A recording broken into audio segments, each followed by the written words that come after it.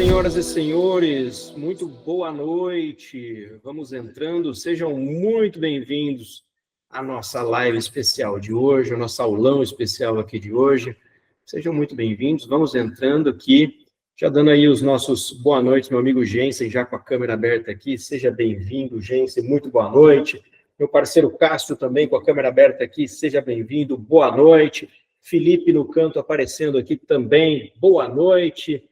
Márcia aqui embaixo também, boa noite. Sejam muito bem-vindos. Todos os colegas que porventura entrarem. Depois, como eu estou aqui no Google Meet, eu não consigo ver o rostinho de todo mundo, então eu dei boa noite aqui especial para aqueles que já apareceram com a câmera aqui. O Marco acabou de abrir aqui também. Muito boa noite, Marco. Estevam aparecendo aqui também, muito boa noite. Seja bem-vindo, meu parceiro. E, turma, hoje nós vamos ter aqui um negócio muito legal, um negócio muito especial. A gente tem aqui alunos das turmas do CFP, nós convidamos também alunos das turmas do MBA. Nós vamos ter aqui coisas muito legais hoje aqui. Mas antes de apresentar o nosso convidado, eu queria dar boa noite ao meu amigo Germano Silva. Como está você, meu parceiro? Tudo bem? Cara, eu estou bastante nervoso. Neste exato momento, meu time está entrando em campo na Vila Belmiro para jogar contra o São Paulo, tentando segurar na primeira divisão. Mas, como o meu esporte favorito neste ano tem sido hóquei no gelo ou polo, né? Não tenho ouvido falar de futebol, então eu estou aqui com você, porque afinal de contas não tem nenhum jogo emocionante de hóquei no gelo acontecendo. Então, boa noite a todos e a todas aí, é sempre um prazer estar com vocês. Independente do meu time estar jogando lá, eu estou preocupado sim, não estou aqui com o Premier do meu ladinho, porque eu estou 100% aqui. Deixar convidado muito especial, nosso amigo aí, Douglas Custódio. Douglas, que é um cara que... Desculpa, Ronaldo, falou que ia apresentá-lo depois de mim, eu já estou apresentando. Douglas é um cara que tocava toda a parte pedagógica da Ambima lá atrás, sabe muito de prova, sabe muito do nosso mercado, e esse ano veio aqui para planejar essa associação que a gente tem tanto carinho e respeita tanto o trabalho que é feito, incentiva tanto o trabalho aqui do nosso lado também. Então, galera, fiquem bem atentos aí, como eu sugiro que tenham um caderninho na mão, com papel e caneta aí, para que vocês não fiquem com dúvidas. E o Juliano vai trazer algumas coisas de início aqui na conversa, e depois fiquem 100% à vontade de mandar perguntas, seja no chat, ou seja também, naturalmente, abrindo o microfone e perguntando. É proibido sair daqui hoje com dúvidas sobre o que vai acontecer com o exame CFP em 2026, e também sobre a certificação CFP, o que é essa certificação, o que é a planejar. Primeira vez que a gente faz essa live mais institucional aqui, né, Douglas e Ronaldo, e está muito feliz de trazer aqui para vocês um gostinho dessa associação que eu tenho tanto carinho, que eu faço parte desde 2014, e deixá-los frente a frente com um cara que sabe tudo que está acontecendo lá nos bastidores, para deixá-los mais seguros, mais confiantes nesse processo de certificação aí. Bora lá. Muito bem. Feitas as devidas considerações aqui. E, Germano, uma observação, tá? Enquanto você falava, eu tenho bastante entrada no São Paulo Futebol Clube, tá? Eu fui sócio-torcedor lá durante bastante tempo. Eu já liguei lá e falei, olha, eu preciso que vocês resolvam... Deixa eu tirar o pé um pouquinho. Fala que eu já negociei lá, porque eu falei assim, não tá valendo mais muita coisa para vocês, mas o meu parceiro Germano vai ficar triste. Então, já está negociado 2-0 hoje para o Colorado, tá bom? Muito bem, tiradas aqui as introduções e as brincadeiras futebolísticas, gostaria de apresentar então aqui Douglas, né? O Germano já fez antecipação aqui, nosso super parceiro da Planejar, que já tem longo histórico atuando pela Ambima, e hoje se predispôs a vir aqui falar com vocês sobre o exame do CFP. Então, como o Germano disse, é proibido sair daqui com dúvidas, pessoal. Teremos aí em 2026 algumas mudanças para o exame, e ele vai explicar aqui tudo sobre esse exame, tudo sobre as mudanças, e fiquem à vontade para interagir com ele, tá bom? Meu amigo Douglas, muito boa noite, mais uma vez, obrigado por estar aqui. A turma é sua, meu amigo, fique à vontade, e eu e o Germano estaremos aqui junto contigo essa noite. Olá, pessoal, boa noite. Todos me ouvem bem? Joinha? Boa, obrigado. A ideia aqui, pessoal, a gente vai bater um papo mesmo, bem, né, na nossa salinha, e vocês poderem ter a oportunidade mesmo de tirar as dúvidas, perguntarem tudo que vocês sempre tiveram vontade de perguntar, e e agora é o momento. Então, sinta-se à vontade, eu estou super aberto aqui para a gente bater esse papo. Eu trouxe um material aqui para nos guiar, até para colocar todo mundo na mesma página, não sei qual, né, cada um pode estar em diferentes etapas aí da certificação, alguns já começaram, outros não, alguns estão aí na fase modular, outros ainda estão estudando para fazer o primeiro módulo a partir do ano que vem. Então, eu vou nivelar todo mundo com esse material aqui, do que vai acontecer na certificação, o que é a certificação, de como que a gente chega lá em 2026. Fiquem à vontade, podem me interromper, tá bom? Sem problema, vamos num bate-papo aqui bem tranquilo mesmo com relação a isso, e podem trazer as perguntas, que se quem quiser colocar no chat pode colocar, eu peço a ajuda aí do Ronaldo e do Germano para ver se tem alguma pergunta no chat e fazer, coisas que pode ser que eu não veja. E também quem quiser abrir o áudio, fique à vontade, será bem-vindo. Vamos lá, eu vou compartilhar aqui com vocês o material sobre as alterações do CFP. Tentarei não me estender muito nele, até para a gente poder ter mais tempo, né, na nossa conversa, etc. Mas eu acho importante a gente falar sobre. Então, o Germano e o Ronaldo aí me apresentaram, né, para vocês. Deixa eu só fechar essa janela aqui. Então, quem sou eu, né? Quem é essa pessoa que veio aqui falar com vocês? Colocar aqui o QR Code para quem quiser se conectar comigo no LinkedIn. Bom, eu trabalho na Planejar, né, eu cuido lá do exame CFP na Planejar desde fevereiro. Eu vim de uma migração da Ambima, né? Eu fiquei cerca de 7 anos na Ambima, cuidando das certificações de lá. Inclusive, na fase que o CFP era feito na Ambima, né, eu também era responsável pela certificação lá. E depois, em 2020, 2021, o CFP, né, a Ambima deixou de fazer o CFP, e aí eu deixei também de trabalhar diretamente com esse exame e voltei a trabalhar com ele a partir de 2025, quando eu saí da Ambima e vim para o CFP. Um pouquinho da minha carreira, né, até como que eu cheguei, né, como fui trabalhar em certificação, questão específica, né. Bom, eu sou administrador de empresas de formação, formei pela Universidade Federal de Juiz de Fora, vim para São Paulo, né, a princípio fazer mestrado. Eu passei no mestrado na USP, na FEA USP, e quando eu cheguei aqui no meu mestrado, né, comecei a interagir mais com o mercado financeiro e acabei começando a trabalhar com consultoria na FIA. Né, em Minas eu trabalhava com economia real, eu não trabalhava com mercado financeiro. Trabalhava fazendo consultoria para médias empresas na área financeira. Né, então, fazendo valuation, fazendo consultoria de gestão financeira, contabilidade, enfim, mais voltado para a economia real. E quando eu vim para São Paulo, eu comecei a interagir mais com o mercado financeiro e acabei entrando no mercado financeiro, a princípio na área educacional, na FIA, onde eu trabalhava com a parte educacional de lá, e depois na Ambima, aí sim na área de certificação desde o início, onde eu fiquei, né, até o início desse ano, e na sequência agora eu vim aqui para Planejar, somando aí quase 10 anos só de mercado financeiro e cerca de 15 anos aí de experiência geral, né, 15, 16 anos aí da minha vida. E um pouquinho, né, meu mestrado foi em finanças lá na FEA, então totalmente voltado aí, sempre fui do mundo financeiro, né, sempre tive a parte de trabalho na área de educação, porém, na parte de formação sempre foi uma formação mais voltada para a área financeira, e na FIA também eu fiz minha pós-graduação em finanças corporativas e investment banking, em paralelo ao mestrado na época, então eu tenho essa formação voltada aí para finanças, sou professor de finanças também, acho que eu nem coloquei aqui, atualmente dou aula no INSPER, disciplinas de economia e finanças, além da minha posição lá na Planejar. Ô Douglas, bem rapidinho aqui. Claro, fica à vontade. É muito legal a galera te conhecer, né? Eu vi subindo umas palminhas aqui, por questão de interceder, né? Pô, tu é um cara de currículo pesado, é um cara de academia, mas ao mesmo tempo da prática, né? Das consultorias e da academia do ponto de vista de mestre, professor do INSPER. Então, como é legal a galera te conhecer, obrigado por estar aqui novamente, para ver que tem uma cabeça bem bacana lá atrás, pensando que às vezes a gente ouve assim, rádio peão, tá, Douglas? Aqui a gente está sem crachá, né? Às vezes a gente ouve assim, putz, a galera que faz as provas não entende nada de mercado, essa galera que faz FP, olha o jeito que a cabeça eu sei que vocês falam, eu sei que vocês falam.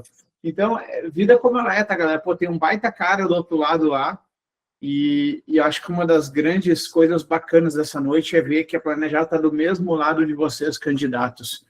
está tentando testar, obviamente, é da função da prova testar e saber que vocês estão preparados para o mercado, para essa certificação de tamanha distinção, mas é saber que está do mesmo lado. E, pô, um cara como o Douglas está do outro lado da mesa lá, trazendo, sim, provas desafiadoras, trazendo, sim, conceitos profundos, aplicados, mas é um cara, sim, de mercado, um cara com bastante vivência, desafiando vocês do outro lado lá. Obrigado, Germano. Eu vou contar um pouco para vocês também, eu acho que isso é importante, né? A gente fala, às vezes, em live, fala, né, quando a gente interage com as escolas, mas é importante também os candidatos saberem como que a gente trabalha por trás, né? Como que é esse back-office, né? Para montar a prova, para montar a certificação, como que é estruturado isso, né? E como é desafiador também, né? Seja em qualquer certificadora, a estrutura para a gente conseguir colocar uma prova lá no final do dia, ela é bastante complexa. E a gente vai falar um pouco disso aqui hoje também. Eu vou passar um pouco mais, né, mais rápido essa parte da Planejar, até para a gente poder bater mais papo sobre a certificação, mas só contando um pouco da história da Planejar, não sei se todo mundo sabe, mas a Planejar, ela nasceu dentro da Ambima. A Planejar, ela existe aí há mais de 20 anos, né?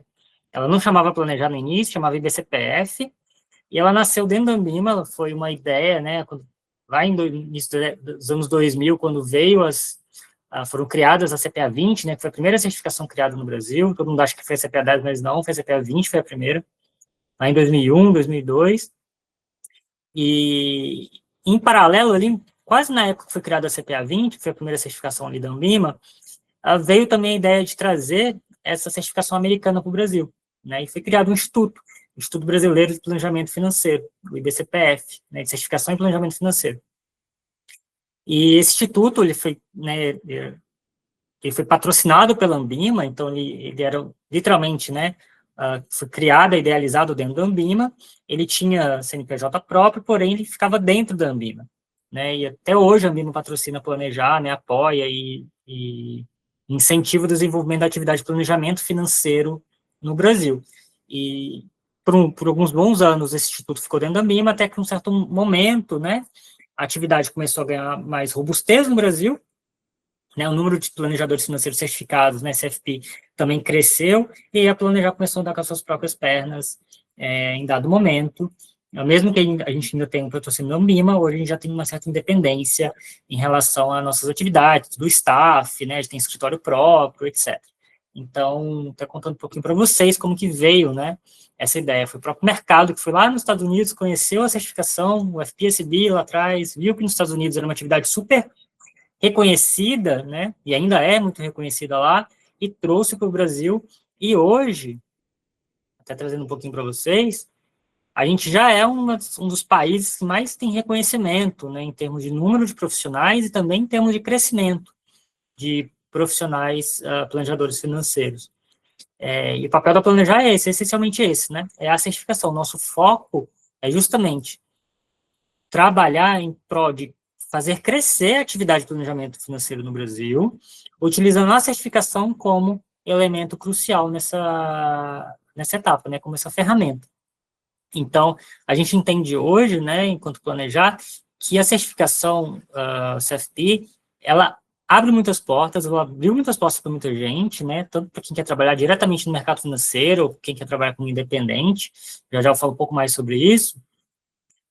E a gente viu, né, e começou a notar o como o mercado brasileiro começou a conseguir se profissionalizar em alguns segmentos, a partir do momento que mais profissionais certificados CFP começaram a ingressá-lo, né, ou a obter essa certificação. E a gente começou a ter muito esse feedback. E por isso hoje é uma das certificações que mais buscadas no Brasil, é a certificação CFP, é uma das que mais teve crescimento também em busca, porém existe um ponto dela, né? Como vocês sabem, é uma certificação muito sênior e ela não é fácil de ser obtida. Então, a gente fala, né, lá na Ambima também falava muito isso, que o CFP é como se fosse o topo da carreira de quem trabalha hoje na atividade de atendimento, distribuição de produtos para quem é diretamente ali do mercado. Né? Então, tem o CPA 20, o CEA, e aí depois vem o CFP. Então, a gente entende muito a importância dessa certificação. E aí muitas pessoas perguntam, né, do porquê que... deixa eu só fazer uma coisa que eu não fiz. Pronto, agora sim. Muitas pessoas perguntam do porquê que a Planejar não trabalha para atividade de planejamento financeiro, né, ela ser regulada, ou seja, quem for planejador financeiro obrigatoriamente ter que ter uma certificação. E a gente entende lá na Planejar que isso seria ruim. No momento que a gente está hoje né, da certificação, no momento que a gente está em incentivo da atividade no Brasil, a gente regular engessaria muito a certificação, né? Deixaria ela mais como uma etapa burocrática para as pessoas, né? Putz, eu tenho que ter porque é obrigatório, então, né? Seria bom para planejar porque cresceria, né, a nossa base de profissionais, mas não seria bom para a atividade em si. Né? A gente entende que a gente tem algumas barreiras ainda a vencer, e essa liberdade de ser uma distinção, né, não uma licença de trabalho, é muito relevante para a gente conseguir chegar nesses objetivos. Principalmente fazer o trabalho do planejador independente crescer. Né? A gente entende que a certificação no mercado financeiro, nas instituições, ela já é bastante solidificada, né? O mercado já abraçou a certificação, o CFP, porém, quando a gente olha para nível Brasil, né, o planejamento financeiro independente, ele ainda precisa desse apoio, desse impulso que a Planejar vem trabalhando aí nos últimos anos para fazer acontecer. E quando a gente olha, né, para a parte global da certificação, e eu já linko com o que eu falei agora da questão dos planejadores independentes, a gente hoje tem 28 países que existem, vamos dizer, planejares, né, são instituições que fazem e aplicam a certificação localmente, e mais de 230 mil profissionais certificados. Diferentemente de certificações como, né, o CFA, o CAIA, que são certificações bastante conhecidas, o CFA, por exemplo, tem um instituto que ele aplica a prova do CFA globalmente, a prova é toda em inglês, é a mesma prova, né, uma prova parecida para todo mundo. No caso do CFP, ela é uma certificação global, porém, quem faz o CFP nos Estados Unidos, quem faz o CFP na Austrália ou no Brasil, não é a mesma prova. Né? São os mesmos guidelines, mesmas diretrizes de conteúdo, mas não necessariamente também é o mesmo conteúdo. Então, por isso que a prova ela é feita em português, na Itália é feita em italiano, no Canadá é feita em inglês e francês, e por aí vai. Justamente porque a prova é americana, então quem detém a licença da prova é o FPSB, que é o Financial Planning Standard Board, porém ele dá permissões para associados locais dele aplicarem o exame, né, e fazerem toda a atividade relacionada e associada à atividade de planejamento financeiro que tem relação com a certificação. Que é justamente isso que a Planejar vem fazendo ao longo desses últimos 20 anos, e como resultado a gente alcançou esse ano mais de 11 mil planejadores financeiros certificados, né, no Brasil, que é um número bastante relevante quando a gente olha, por exemplo, né, os números das certificações de distribuição da Ambima. Estou falando, quando a gente olha para a CPA 10 ou CPA 20, estou falando de mais de 200 mil certificados. Para o CEA, estou falando de quase 60 mil certificados. E quando a gente olha para o CFP, a gente vê que ainda é um nicho, né, de 11 mil pessoas que têm a certificação. É claro que o CFP não vai chegar no nível do CEA, do CPA, porque ela é uma certificação de distinção. E esse é o posicionamento que a gente tem com relação a ela, né? Ela é uma certificação super sênior. Então, nem todos os profissionais vão querer ou vão ter interesse de fazer o CFP, até porque ela não é obrigatória para a maioria das atividades do mercado. Com exceção para quem trabalha no private, né? E aí sim tem uma obrigatoriedade por conta de autorregulação de ter a certificação CFP. E por mais que a certificação não seja uma certificação obrigatória, ela no Brasil, né, eu falei para vocês que ela foi abraçada pelo mercado financeiro, ela adotou tons de obrigatoriedade. Né? Então, por exemplo, quem tem CFP hoje não precisa ter certificações Ambima. Né? Não precisa ter o CEA, não precisa ter CPA 10 nem 20, porque o CFP ele já cobre todo esse conhecimento, então a autorregulação já entende que, olha, tem CFP, não precisa ter as certificações Ambima, você já pode atuar em distribuição de produtos de investimento. A CFP também é uma certificação que é utilizada para quem quer se registrar como consultor de valores imobiliários lá na CVM. Né? Então, está na regra da CVM, assim como quem tem CEA ou quem tem CGA, enfim, algumas outras certificações, você pode se registrar lá, e quem tem CFP também pode se registrar. Também, por autorregulação, quem tem CFP pode exercer atividade de gestão de patrimônio, né? Concorrendo aí com CGA e CFA, por exemplo, que são outras certificações que permitem isso. Então, apesar da certificação ser uma certificação de distinção, ela foi adotada pela autorregulação e pela regulação também da CVM, em alguns momentos, como uma certificação aceita e reconhecida para atividades específicas do mercado. né, que aí sim ela entraria, nesse caso, como licenças, né, para algumas atividades direcionadas específicas. Ô, E aí, Bruno, olhando... Pode falar, Bruno, vamos não, lá, Douglas. O Bruno mandou uma pergunta aqui. manda aí. Tu vai responder, depois eu respondo também na minha experiência com os alunos, que pode ser um pouquinho diferente da resposta do Douglas, tá, Bruno? Mas ele perguntou o seguinte, se eu sou certificado no CFP aqui no Brasil, ela vale em outros países que estão debaixo desse guarda-chuva mundial? Então, esse é um ponto da certificação. Ela... Você vai querer me bater, mas depende. É uma resposta ruim, né? Porque depende. Ela não vale de forma automática, tá? Então, você se certificar no Brasil, ou se certificar no Canadá, ou se certificar nos Estados Unidos, não te garante que você vai chegar aqui no Brasil ou fora do Brasil podendo utilizar o seu CFP. E na maioria das vezes, não, tá? Como que funciona? Como cada país possui a sua friada local, né?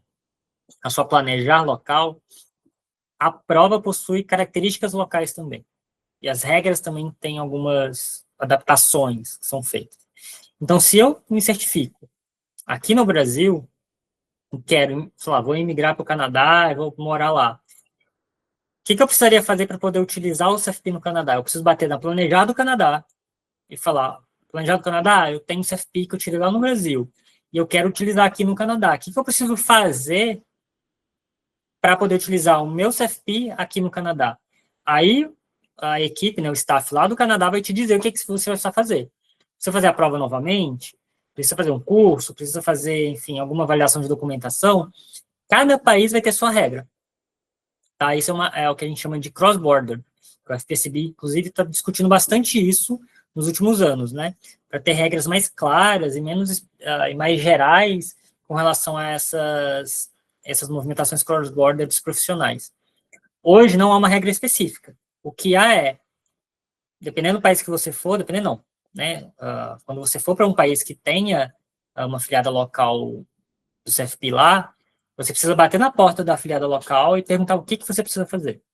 Se um estrangeiro vem para o Brasil e é CFP e tirou essa certificação fora do Brasil, ele vai bater lá na porta da Planejar e falar, olha, eu quero utilizar a minha certificação aqui no Brasil. O que eu preciso fazer? A Planejar vai dizer para ele que ele precisa tirar a prova. Então, quem é estrangeiro que vem para o Brasil precisa fazer a prova tudo de novo. A prova Brasil, né, no caso, né? Fazer todo o processo que todo mundo aqui no Brasil faz. Mas isso vai depender de cada país. Então, pode ter país que tenha facilidades, né? Processos um pouco mais encurtados, ou não. Ou você vai ter que participar do processo igualmente. Respondido? Só complementando o Douglas, foi perfeita a resposta. Eu achei que ia dizer não e ponto, porque ela no site diz que não, né? Mas obrigado pela resposta mais completa, Douglas. Especificamente sobre o Canadá, um aluno me procurou um tempo atrás e eu ajudei ele a buscar. O Canadá, por exemplo, ele considera quebrar o requisito de experiência lá no Canadá para quem tem CFP fora. Então, cada órgão, cada entidade vai ter a sua condição ali. E uma coisa eu te garanto, tá, Bruno? Nesses 10 anos que eu dou aula para CFP, preparo profissionais, por mais que tu não chegue certificado no Canadá, porque tu vai precisar recertificar lá fora, né? Mas o reconhecimento, ele existe. Então, a marca é conhecida e é a mesma marca com a mesma chaminha azul ali no planeta inteiro. Então, por experiência de alunos que vão lá para fora, isso não é regulatório, mas reconhecimento. É bem legal tu bater na porta de um banco lá na Escócia e o cara vai dizer, pô, que legal, tu é CFP. E aí é um pouco diferente tu conversar dessa forma com um possível empregador lá fora ou conversar como sou um brasileiro me aventurando aqui fora. Então, a marca CFP ela é reconhecida, isso já ouvi de vários alunos que foram para fora. Naturalmente, tem que ver se tu vai querer, dependendo da profissão lá fora, exatamente como que o órgão atua, né? Nos Estados Unidos, por exemplo, por experiência minha, que Deus pode complementar, é mais focado no independente, o CFP, de fato. Então, talvez, se for para os Estados Unidos, tu vai ser até reconhecido como profissional CFP, sim, legal, só que provavelmente faça mais sentido lá tu fazer alguma certificação da FINRA, por exemplo, que é a CVM deles lá. Então, cada país vai ter a sua particularidade. Então, só digo isso. Tem o reconhecimento, mas não tem a regulação lá fora. Boa. Com relação aos Estados Unidos, aqui vou destacar, então, qualquer diferença que a gente tem. O Brasil, como falei, a gente hoje é o quinto maior país, a gente foi o que teve maior taxa de crescimento nos últimos anos. A gente virou case para o FPSB, inclusive. E, no caso dos Estados Unidos, Canadá, olhando os grandes aqui, né, os principais. Estados Unidos, Japão e Canadá, que vocês conhecem mais, a China ainda não estou estudando para ver como funciona isso lá, né, mas ainda há uma concentração muito grande nas instituições financeiras. Estados Unidos, Japão e Canadá, é muito comum a atividade de planejador financeiro independente. Isso é cultural, tá? É como questão do médico da família. As pessoas possuem um planejador financeiro. Elas têm o hábito de contratar, elas não vão no gerente do banco, para o gerente do banco fazer o planejamento financeiro para elas. Elas vão no planejador financeiro, elas conhecem essa atividade. Então, por isso que nos Estados Unidos a gente está falando de mais de 100 mil planejadores. Né? O Canadá é um país grande em território, mas pequeno, tem população menor que São Paulo, que o estado de São Paulo, e tem muito mais planejadores do que o Brasil inteiro. E lá é muito comum a atividade de planejamento financeiro independente. Nos Estados Unidos, para você ter uma noção, essa taxa é meio a meio. Então, 50% dos planejadores trabalham de forma independente. E a outra metade trabalha em alguma instituição financeira, não necessariamente banco, não necessariamente na área de investimentos, tá? Esse é um ponto muito relevante. A atividade de planejamento financeiro, aqui no Brasil, a gente remete muito à questão dos investimentos, né? Até eu acho que está muito ligado ao mercado de capitais. Mas ela não é uma atividade essencialmente de investimentos. Né? Então, ela tem a parte de investimentos, mas ela tem uma outra, né, ela é um generalista sênior, vamos dizer assim. Ela tem uma outra série de atribuições voltadas para a parte de sucessão, seguros, que nos Estados Unidos é muito comum, no Brasil também a gente não tem tanta cultura de seguros ainda. E que, nesses outros países, é muito comum as famílias acessarem esses profissionais para diversas situações do dia a dia deles. Né? Muitas vezes nem é para investimentos, às vezes é para outras questões ali familiares que as pessoas possuem. Então, isso no Brasil a gente está tentando desenvolver, a gente fez a gente está até fazendo pesquisas com os nossos planejadores atuais para entender, né, quais seriam as dificuldades ou quais seriam as limitações e interesses dos atuais planejadores brasileiros em se tornarem independentes. E o que a gente vem vendo, né, essa pesquisa a gente ainda está trabalhando em cima dela, etc., ainda não tem resultados ainda prontos, mas o que começou a surgir já é que há um interesse grande de muitas pessoas que não são independentes, mas são CFPs, de se tornarem independentes em algum momento da vida. E aí, o que falta, né? Qual falta para acontecer esse passo? Exatamente isso que a Planejar entra como catalisador. Né? É ajudar os CFPs, né, que têm interesse em ser independentes, a se tornarem planejadores independentes. Quando a gente olha, por exemplo, a Distribuição Brasil, a gente está falando de mais da metade dos planejadores financeiros estão em São Paulo. Né? E há uma baixa concentração hoje, por exemplo, no Nordeste, que é uma região bastante populosa, e mesmo no Centro-Oeste e no Norte. Então, hoje a gente está no Centro-Sul, basicamente, a concentração dos CFPs no Brasil, e principalmente São Paulo, por conta que aqui estão a sede das instituições financeiras. Né?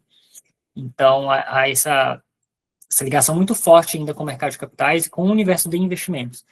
Porém, a certificação ela vai muito além desse universo, e isso a gente vai trabalhar bastante também para fazer a certificação ficar conhecida, né?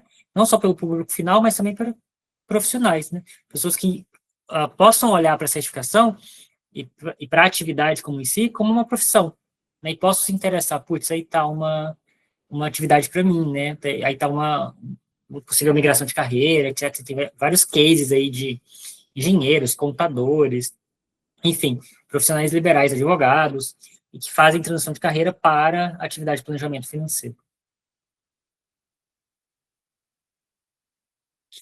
E aí, falando um pouco desse perfil, né, que a gente tem quando a gente olha de faixa etária. Como a certificação é mais sênior, geralmente a concentração de pessoas fica ali na faixa de 30 a 39 anos, né, 40 a 49 também. E você vê que poucas pessoas abaixo de 29 anos possuem a certificação, né, pela questão da experiência, enfim, uma série de outras justificativas também. E aí São Paulo, como eu disse, né, concentra aí mais de 50% desse público, e basicamente atua na alta renda, e aí tem muito questão da autorregulação, né, e da obrigatoriedade da área de alta renda, que é o pré-private, né, quem quer ir para o private geralmente está na alta renda, então já tira a certificação para poder competir a uma vaga no private, né. Então se justifica muito aí a alta renda e o private serem os segmentos com maior concentração de planejadores financeiros certificados. Mas aí a gente tem também outras áreas aí, como assessoria, varejo, enfim, que também há certificados nesse sentido. E tempo de certificação, como eu falei, foi nos últimos anos que a gente teve um boom aí da certificação CFP. E eu estou falando de um boom de uma certificação que aprova, pessoal, estou falando em 20% apenas, tá? A prova do CFP, ela aprova em média 20% das pessoas, então não é uma prova fácil de passar. E mesmo assim, a gente teve bastante procura nos últimos anos, e a gente viu aí um crescimento grande dela e de novos profissionais certificados. E um pouquinho do porquê investir, né, que eu acho que vocês estão aqui, vocês já são convencidos do porquê investir, então falei bastante aqui também com relação a isso. E alguns dados, né, que eu trago aqui de pesquisas que a gente faz, e discussões que a gente traz também, não só do Brasil, mas como fora. Um em cada 3 clientes atendidos por profissionais CFP relata que o planejamento financeiro ajudou a construir um plano realista para o seu dinheiro. E, como eu estou nesse mundo há um tempo, né, olhando para a formação de profissionais, etc., por mais que eu tenha conhecimento de investimento, eu gosto muito de ver como o mercado está fazendo as coisas, né? Então, sempre que meu gerente, o assessor, ou enfim, qualquer profissional aí de alguma das instituições que eu tenho em conta quer falar comigo, eu abro o espaço. Até para poder ver como que é a abordagem dele, para poder entender como ele está fazendo, como que tem sido esse treinamento desses profissionais com diferentes certificações de distribuição no mercado.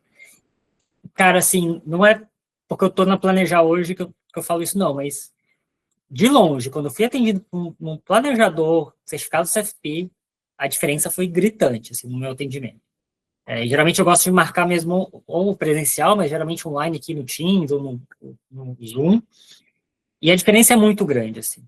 Da primeira abordagem até a forma de conduzir a reunião, a conversa, é totalmente mais qualificado. Você vê que o profissional tem uma qualificação, um background, um repertório muito grande para conseguir conduzir a conversa. E né, diferente de outras experiências que eu tive ao longo da minha vida, que foram um pouco mais limitadas, ou não foi tão legais assim. Então, faz muita diferença, né? E a gente vê esse feedback, não só na ponta de quem é profissional, que após passar por esse período, né, da certificação, não é fácil, eu sei que não é, assim, tem a prova, mas além da prova tem outras etapas que precisam ser cumpridas. Então, isso transforma a pessoa, mas na ponta também do cliente, né? O cliente também diz pra gente, ó, faz muita diferença ser atendido por um planejador, porque quando eu sou atendido de quem não é um planejador certificado. E é isso que é muito legal a gente ver, né? Que é uma certificação em todo esse investimento que a gente está fazendo aqui, e que os candidatos, os profissionais fazem também, ele vai fazer diferença na carreira deles e para os clientes deles também. Ô Douglas, esse tempo eu conversei com um líder de capacitação de uma instituição bem grande, não vou trazer o nome aqui porque ele me falou meio em off, mas tem milhares de profissionais. E eles analisaram direitinho quem tem CFP, quanto capta, quanto perde de cliente e quanto tempo médio o cliente fica investido com ele. E quem não tem CFP, as mesmas métricas. Em todas as métricas, quem tem CFP sobressaiu quem não tem CFP. Então, uma correlação muito grande ali de CFP versus performance, que é o que tu percebeu, tu como cliente, né? Aí tu vai deixar teu próximo bônus a planejar, tu vai colocar com um cara que te entendeu pra caramba ou com um cara que, enfim, fez uma live toda torta lá. É causa e consequência, né? Exato, exatamente. E eu acho que é um pouco isso, né? O processo de certificação, quando a gente fala de certificação, Germano, a gente remete muito à prova, né? Vou fazer a prova para passar na certificação. E quando a gente olha para o CFP, para planejar o que a gente propõe aqui, vai muito além, né? E aqui é um pouco do que eu estou trazendo até nessa tela. São os pilares, requisitos para você se certificar. Então, a prova é uma das etapas, Eu entendo que talvez seja uma das etapas das mais difíceis, das que mais, né, geram ansiedade, porém ela não é a única, e todas as outras possuem a mesma importância, vamos dizer assim, para a formação de um planejador. Porque na hora que você terminar todos esses requisitos que eu vou explicar aqui, você recebeu o convite lá do seu certificado, né? Recebeu o e-mail do seu certificado, mas também recebeu o convite para a sua formatura, que a gente faz aqui em São Paulo, lá no INSPE. Então, tem todo um evento que a gente promove também, justamente para entregar o certificado aos ex-candidatos, né? Justamente porque a gente entende que esse processo todo, que geralmente dura mais de um ano, para muitas pessoas aí 3 anos, mexe muito, né, com a pessoa, mexe muito com a formação. Então, é um processo realmente de transformação de um profissional que antes não tinha certificação para um novo profissional que agora vai possuir uma certificação. E muita gente leva família, leva filho, é super legal, assim, a experiência da formatura. E aí, para se chegar, né, na hora da formatura, o que você precisa fazer antes? Esses 4 pilares aqui que eu estou mostrando na tela. E aí eu não vou colocar aqui na ordem, tá? Uma deles, assim, um desses pilares no Brasil, para você ter o CFI, você precisa ter a formação acadêmica em curso superior, tá? Estou falando de graduação, estou falando de tecnólogo, estou falando de licenciatura, enfim, bacharelado, né? Coisas do tipo. Nos Estados Unidos, e aí até pegando um pouco dessa comparação, né? Lá é muito comum as pessoas fazerem graduação em planejamento financeiro, tá? Então, o menino lá sai do ensino médio e, putz, qual que é a sua profissão? Eu quero ser planejador financeiro. E ele vai fazer o quê? Administração, economia? Não, ele vai fazer uma graduação em planejamento financeiro.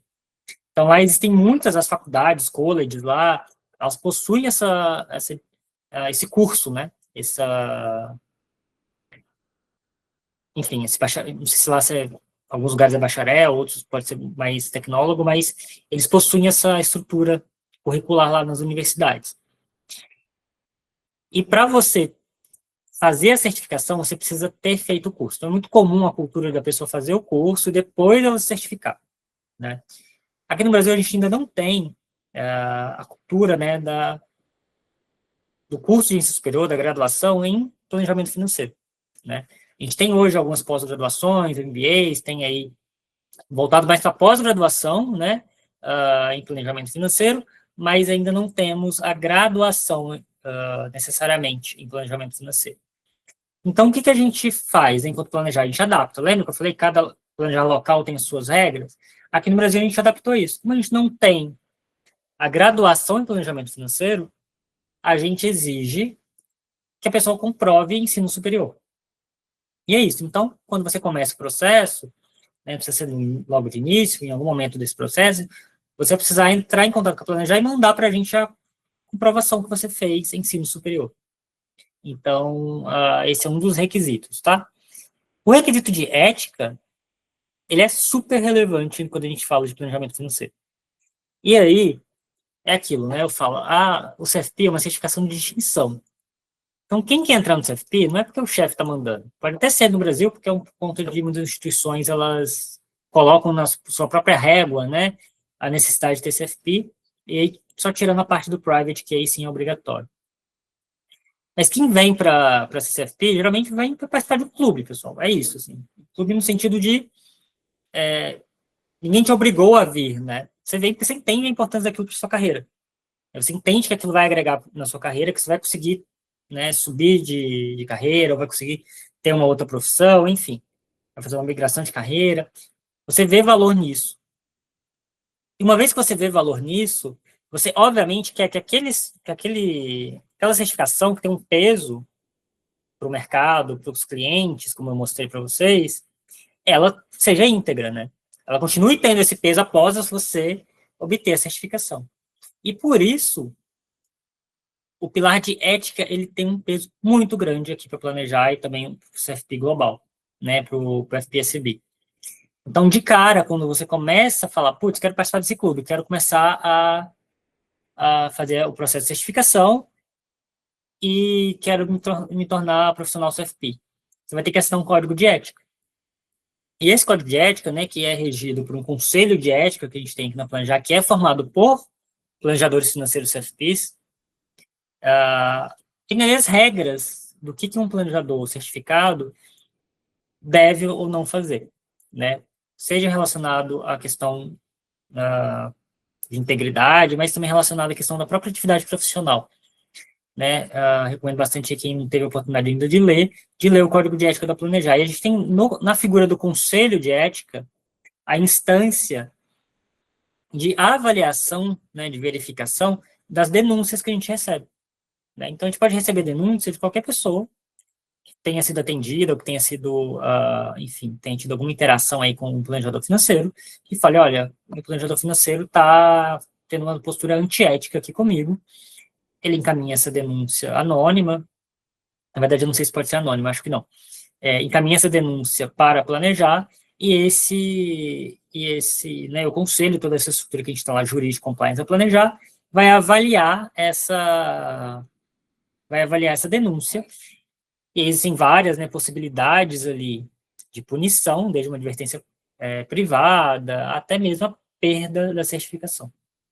Então, isso é algo comum, né, em certificações de distinção, como o CFA, por exemplo, o próprio CAIA, justamente para poder manter, né, a integridade da certificação e o valor que os profissionais que eles estão, né, no caso do Brasil, os 11 mil, e também os clientes, manter o valor dela.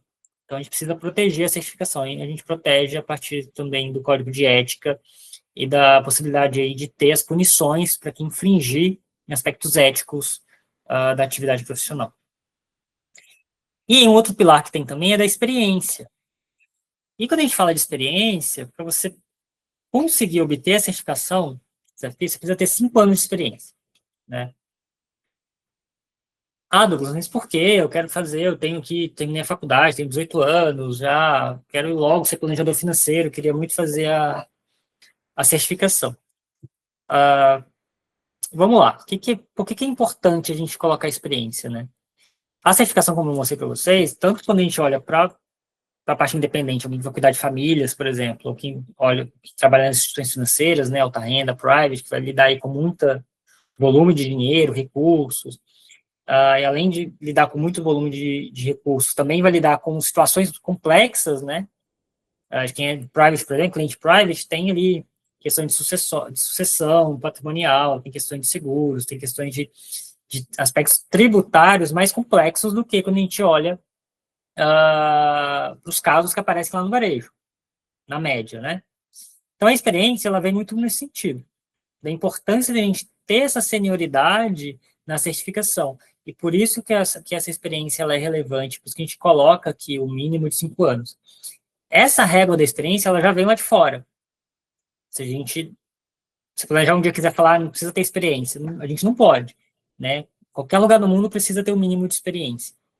Aqui no Brasil é 5 anos, e a gente entende que essa é a forma mais adequada para a gente conseguir garantir essa senioridade da certificação, né? E é qualquer experiência? Não, tem que ter 5 anos no atendimento com clientes, pessoas físicas. Eu estou enfatizando pessoas físicas, porque a gente recebe muita solicitação de pessoas que trabalhavam com pessoas jurídicas. E, infelizmente, não pode. Por mais que seja na área financeira, etc., não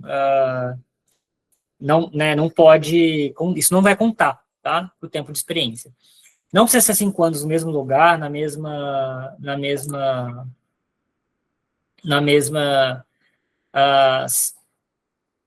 lugar ou na mesma instituição, e não precisa ser seguido, pode ser espaçado. Então, um período de uma janela de 10 anos, você precisa ter tido 5 anos de experiência em uma das áreas. Então, sei lá, trabalhou no escritório de advocacia na área tributária, depois migrou para uma instituição financeira para trabalhar na alta renda, atendendo cliente, investimentos. Tudo isso vai contar. Conseguiu reunir toda a documentação importante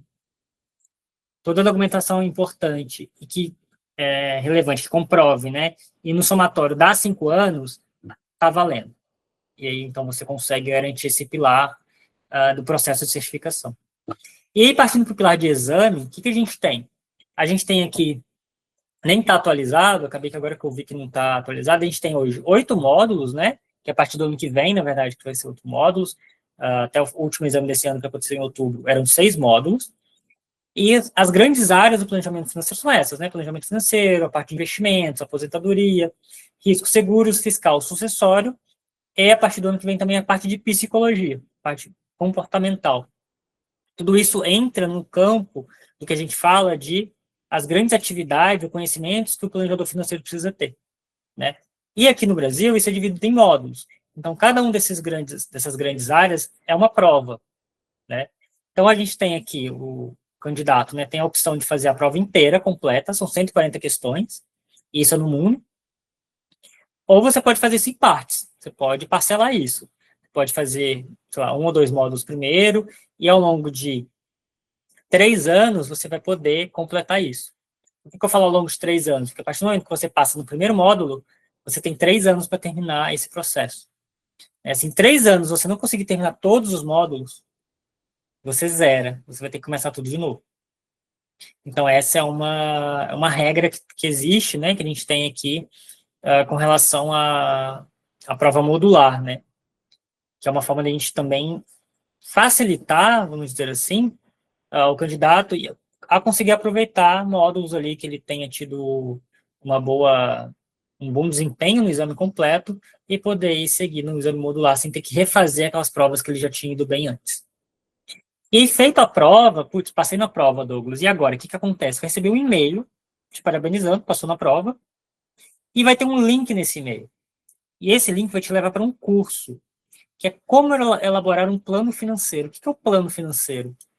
É como se fosse, né, eu acho que no mercado chama de TCC, mas é além do TCC. O curso vai ser, literalmente, como você vai começar agora atendendo um cliente, o que você precisa fazer para elaborar um plano financeiro para o cliente? Né, para o investidor, para o seu, enfim, para os seus futuros clientes. E aí o curso vai te dizer isso, então é um curso bastante extenso, bastante completo nesse sentido, e ao final você vai receber um case, e um case grande até, tá? Um case bastante detalhado. E esse case vai ser, você precisa agora elaborar o seu primeiro plano financeiro. E você vai elaborar esse plano financeiro, vai submeter esse plano financeiro lá na plataforma, e ele será corrigido por profissionais, por planejadores financeiros certificados CFP. Né? Então, ele vai corrigir esse plano financeiro e vai avaliar, olha, o candidato X aqui, ele fez o curso, ele fez aqui, né, fez o plano financeiro atende a todos os critérios que precisa ser atendido, que foi ensinado no curso, então ele está apto ou não a seguir no processo. Se não tiver apto, vai ser dada uma nova chance para ele fazer o plano financeiro. Se tiver apto, fica aquela etapa, você conclui a etapa de plano financeiro e aí vai faltar apenas você comprovar, se não tiver comprovado antes, né, a parte de formação acadêmica e a experiência profissional. Com isso, né, eu falei bastante aqui, mas com isso você consegue ter todo o escopo do que é necessário para se tornar planejador financeiro CFP. Alguma dúvida aqui, pessoal? Ficou claro? Tem algumas aqui no chat, Douglas. Mandei.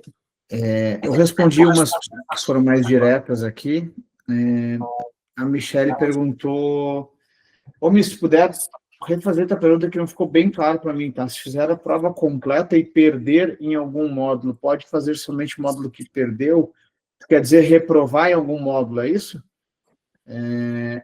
Se puder... Isso, boa, beleza. Então, vamos lá. Se fizer a prova completa e reprovar em algum módulo, pode fazer somente o módulo que reprovou, ou precisa fazer a prova completa novamente? Essa é bem rápida, né, Douglas? 2 anos, tem 2 anos para completar o exame, tá, Mi? Então, tu começou o exame, por exemplo, agora em abril. Não foram divulgadas as datas ainda, mas provavelmente em abril, ali, final de março, beleza. Aí começou o exame. Digamos que dos 8 módulos, tu aprovaste em 4, 3, 2, 5, qualquer número. Então, tu tens 2 anos, 24 meses, para completar todos os 8 módulos. Então, essa aprovação aqui, ela te espera a conclusão ao longo dos 24 meses. Aqui na sala, por exemplo, a Ana estava aqui, não sei se ela ainda está, ela começou a jornada da completa, depois fez uma modular, agora falta somente o módulo 6 para ela. Então, ela tem esses 24 meses para completar a jornada toda do exame. e depois de completa a jornada do exame, aí vem a jornada experiência, ética, educação e plano financeiro. Beleza? É isso, acho que você falou 3, né? 2 anos, bem destacado aí, Germano. 2 anos o Mesmo, exame para completar, e depois de concluída a aí etapa sim você do tem os exame, 3 anos para poder terminar de comprovar experiência, educação e ética. exatamente. Então, por exemplo, vou terminar meu ensino superior em 2027. Posso fazer o CFP na primeira prova de 2026? Pode, porque aí a aprovação no exame te espera por 36 meses para concluir o restante da jornada. Aí tem uma do Bruno aqui, Douglas, que eu vou jogar 100% para ti aí. Douglas, na visão da planejar, dos 20% que são aprovados, tem uma média de quantos são aprovados na completa e quantos são na modular. Vocês têm essa estatística aí, mas pode ser por números altos, depois, se quiser Então, passar. esses 20%, quem foi que fez a pergunta? O Bruno. Tá, esses 20%, Bruno, já é de quem fez a completa, tá? Então, na completa, 20% são aprovados no exame. Aí, quando a gente olha para o modular, aí sim, que está terminando o módulo, aí essas estatísticas, elas mudam dependendo do módulo. Então, tem alguns módulos que têm aprovações, né, 40%, 30%, aí vai dependendo. Mas a estatística geral para quem faz o exame completo é 20% na média de aprovação. Beleza. E depois, viu, Bruno, a gente pode até fazer um outro dia aqui, esse documento é público, tá? Depois a gente traz ele para um laboratório aqui, para a gente usar mais os bastidores do Douglas aqui nas perguntas mais detalhadas, mas a gente pode trazer esse documento no laboratório, viu, Ronaldo? Anota para nós aí, porque pouco a gente começar hoje, 2026, olhando para as estatísticas e tal. Aí o Marcos perguntou aqui, fui gerente de pessoa física por 10 anos, atualmente sou gerente PJ. Esses 10 anos conta? Tudo que tu fez, Marcos, vamos supor que tu aprova em 2026, tá, Marcos? No primeiro exame. Então, tudo que tu fez entre 2016 e 2026, que é uma janela temporal de 10 anos, tem que somar 5 de experiência. Então, tranquilo aí. Então, tua experiência tá dentro. Tem uma aqui, Douglas, que eu vou jogar para ti, que é como é que está a questão da supervisionada, meu amigo? Experiência supervisionada. Antes de eu explicar como que ela está, deixa eu explicar o que ela é, né? Não sei se todo mundo conhece. A experiência supervisionada, pessoal, ela é prevista, inclusive, né? Não é algo criado no Brasil nem nada, ela é prevista pelo próprio FPCBI. E ela fala o seguinte, olha, hoje você tem que ter 5 anos, né, para comprovar de experiência para poder obter a certificação. Porém, se você se propor a trabalhar, né, e ser supervisionado por um CFP, esse mínimo pode ser reduzido de 5 para 3, por exemplo, né, ou para 1 ano, enfim. Geralmente, a proposta é 1 ou 2 anos, tá, de experiência supervisionada, e aí você não precisaria comprovar os 5 anos de experiência. Então, seria uma forma de substituir a mínima experiência de 5 anos por um tempo menor, porém, sob supervisão do CFP. Então, isso vou dizer uma regra, mas é uma possibilidade. Aqui no Brasil, a gente ainda não tem, né, na verdade está congelado, está parado, as ações relacionadas a ela. Isso está sendo discutido, a gente tem uma comissão lá na Planejar, uma comissão apenas de certificação, composta por vários planejadores financeiros do CFP, com respeito de como operacionalizar essa experiência supervisionada. A gente chegou a fazer um piloto uns anos atrás, ainda nem estava na Planejar, e a gente começou a ver alguns furos nesse piloto na época, né? E aí a gente está agora trabalhando com base no que foi feito no passado, em como a gente construir uma experiência supervisionada que realmente seja supervisionada, né? Sendo muito honesto aqui.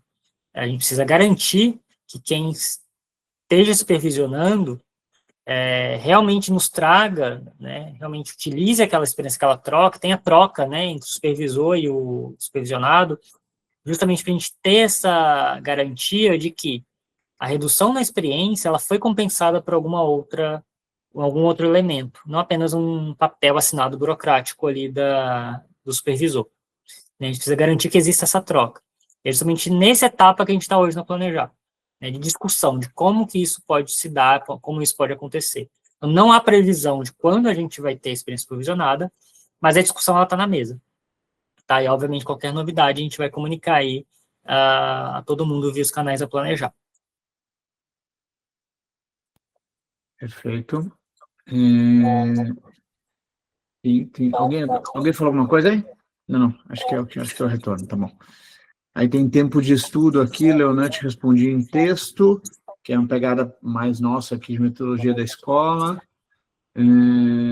O Pedro perguntando, atendimento autônomo a pessoas físicas, Douglas, como é que funciona essa comprovação? É por contrato de prestação de serviços? Como é que é o tipo de documentação que é válida para essa forma? Contrato de prestação de serviços vale, tá? Essa é uma das documentações que pode ser utilizado. Pode ser, por exemplo, inclusive, como é autônomo, né?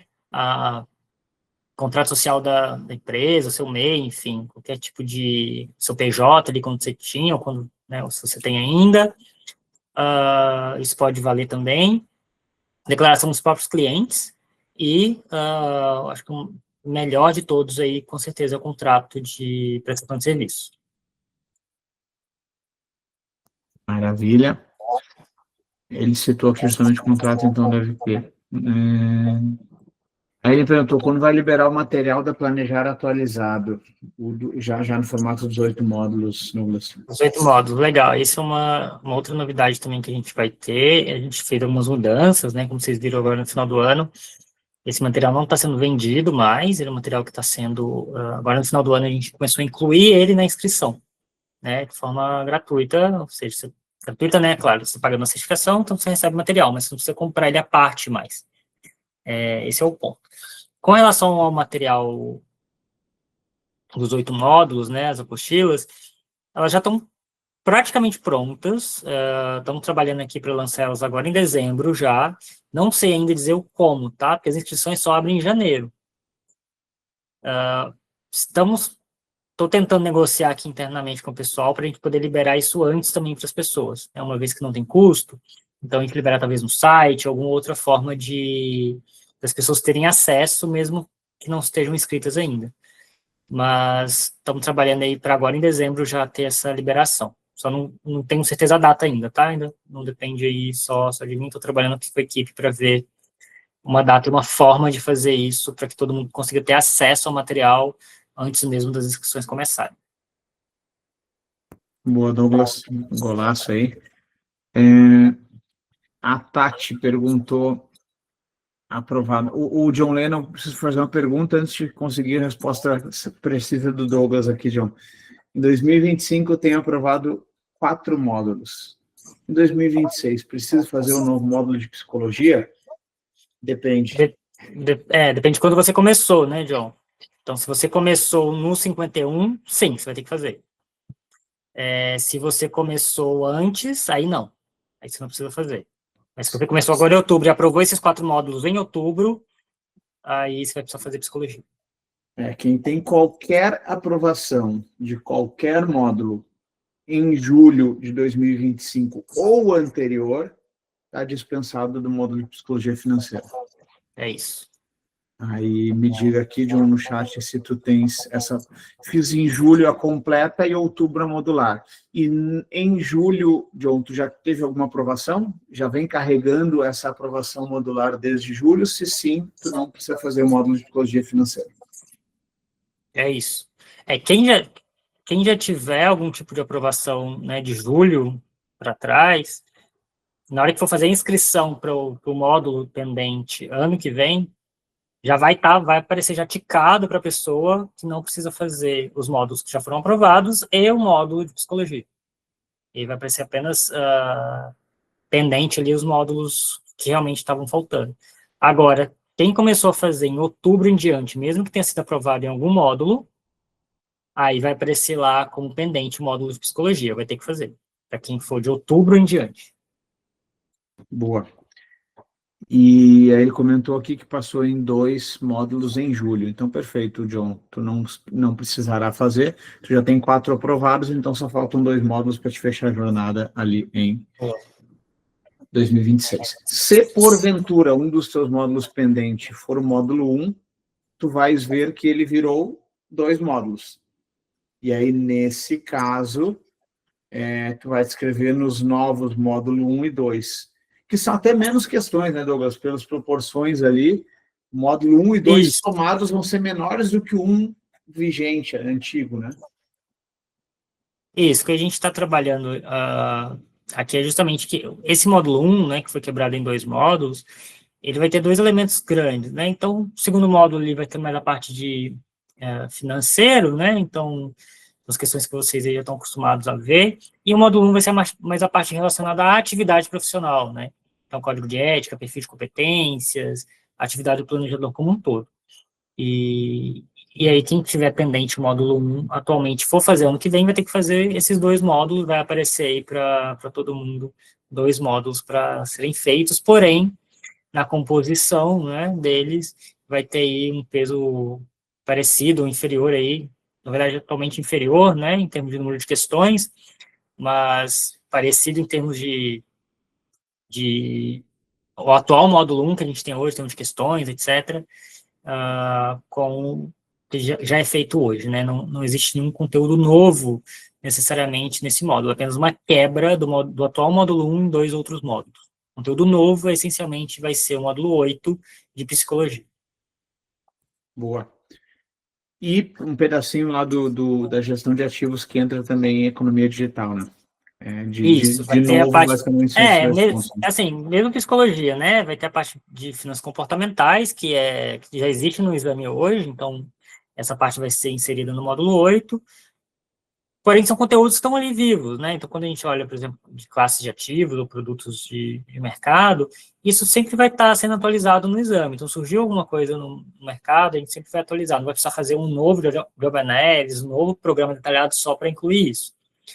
Então, esse conteúdo de cripto, ele seria incluído independentemente desse movimento que a Plana já fez do novo job analysis que a gente recebeu do FPSB. Agora, o psicologia ele veio como obrigação, né, nossa, porque quando foi feita a análise das atividades de planejamento financeiro global, a principal saída, né, resultado dessa avaliação que foi feita globalmente, foi a necessidade e a importância de que o planejador financeiro consiga compreender melhor as nuances do comportamento dos seus clientes. Então, por isso que vem como conteúdo, isso vale para o mundo todo, que psicologia esteja dentro do programa do CFP, né, além do conteúdo que já existe hoje, conteúdo técnico, propriamente dito, que já existe hoje na prova. Então, isso é uma adição, resultado de um entendimento prático de que o planejador financeiro necessita desse conhecimento para suas funções, dado o cenário atual, né, em qualquer país do mundo. Perfeito. A Tati perguntou ali, aprovado em apenas um módulo indicado continuar completo ou modular. Eu gosto, Tati, de olhar caso a caso, tá? Então, chama o Ronaldo ou me chama. Depende um pouco do momento de carreira, depende um pouco de tempo de estudo, depende se tem filhos ou não, depende da tua expectativa.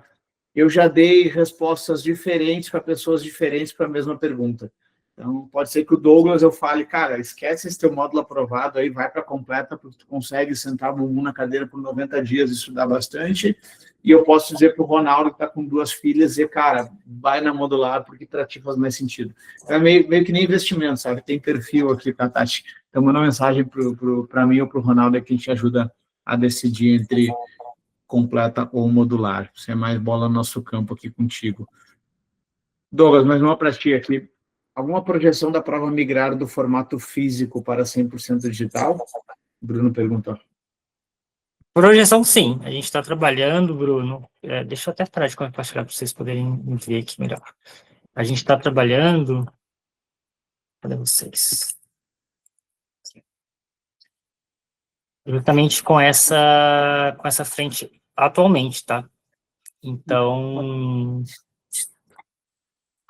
E aí, Douglas, enquanto você abre aí, também já dá para emendar nessa pergunta sobre as datas. O André está perguntando as próximas datas. e se vão ser mesmo esquema de abril, julho e outubro, que nem foi 2025. Acho que você já consegue amarrar os dois temas da mesma resposta. Show de bola. Então vamos lá, com relação à prova digital, estamos trabalhando para que ela aconteça em algum momento.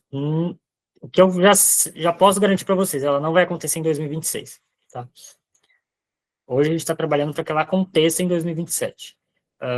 Então, isso já foi apresentado para a Conselho da Planejar, etc. Então, a gente está trabalhando nesse cenário hoje, né? Para que a prova seja 100% digital em 2027.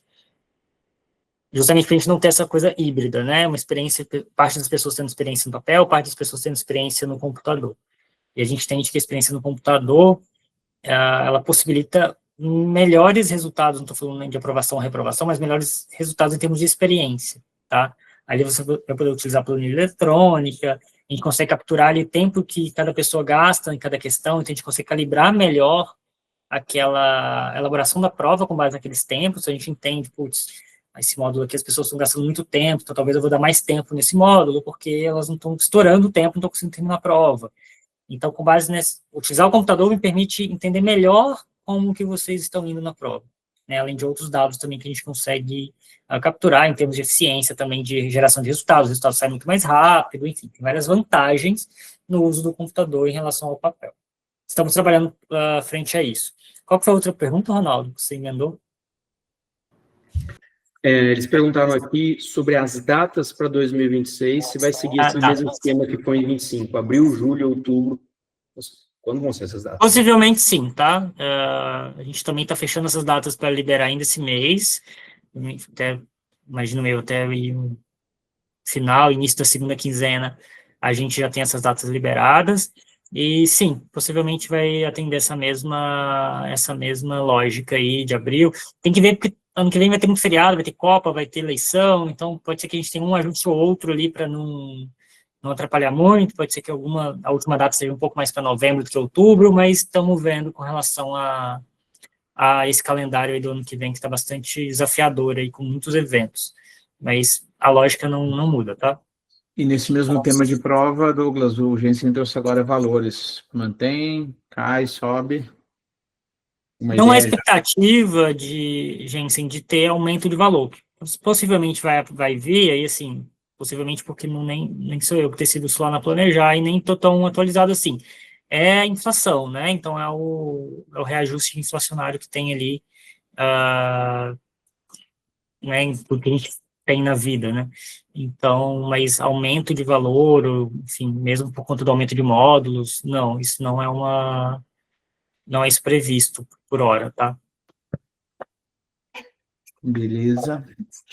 E os valores sairão também junto com o edital, tudo junto. Então, possivelmente ainda esse mês, lá pelo final da primeira quinzena, início da segunda, isso vai estar divulgado lá no site da Planejar. Deixa eu dar um spoilerzinho, galera, já 21 horas aqui ao vivo conosco, né, Douglas? Me permita dar uma vazadinha de dados rápida aqui, mas não é mal de ninguém, não.